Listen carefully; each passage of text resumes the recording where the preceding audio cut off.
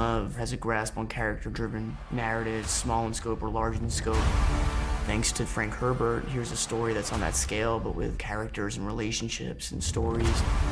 You know, and these were the things that made me want to act. There is no call we do not answer. There is no faith that we betray.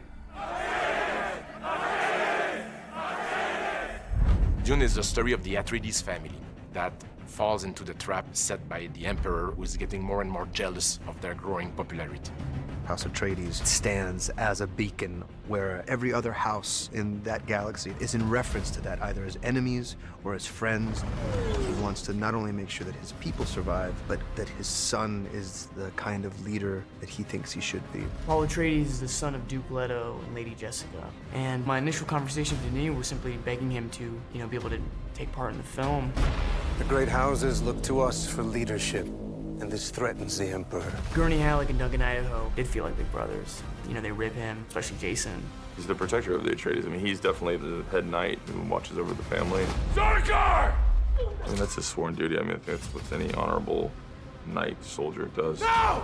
Duncan! I mean, that's his family. That's who he bleeds for. Gurney Halleck is a combat trainer, and he's a warrior. Oh, man. Now fight! He's a very strict but fun, visceral, paternal, maternal. He's all of those things to Paul. Paul Atreydes, you are your father's son. You are my son. Lady Jessica is part of the Order of the Bene Gesserit. This order that she's a part of, we can say, make her perhaps the non-traditional partner to Duke Leto. This group of women who carries enormous strength and power. They are bodyguards, they are fighters, they can read people. And this is what Jessica is having to deal with, being a mother, a lover, and this Bene Gesserit. How can the Emperor take everything we've built and give it to that Duke? When is a gift not a gift? Every movie needs its bad guys, and the Harkonnens are the old ancestral enemies of the Atreydes. The Harkonnen have been a very dark, sadistic family in this galaxy. Frank Herbert created a very powerful character into Baron Vladimir Harkonnen. He just shows up and then his shadow looms throughout the film. He's the cause of many people's death. He feeds off of fear. He feeds off of pain. He's a vicious, sadistic person. Now squeeze, Rabbit. Squeeze hard. Yes, Uncle. And the Fremen.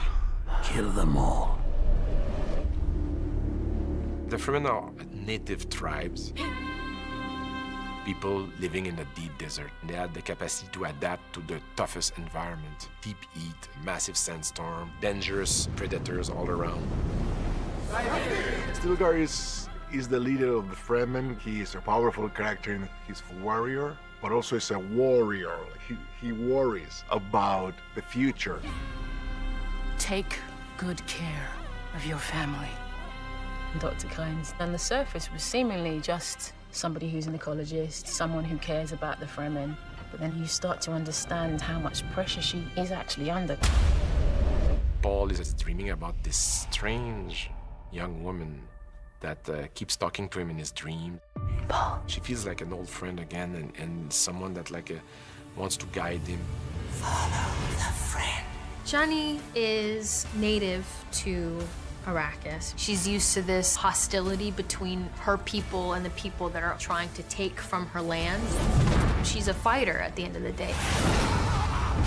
House Atreydes and the Harkonnen have an ancient grudge, and the forces that they're up against are much greater than he had anticipated. They're on a path of conflict, and it's the moral catalyst to Paul's arc towards something greater.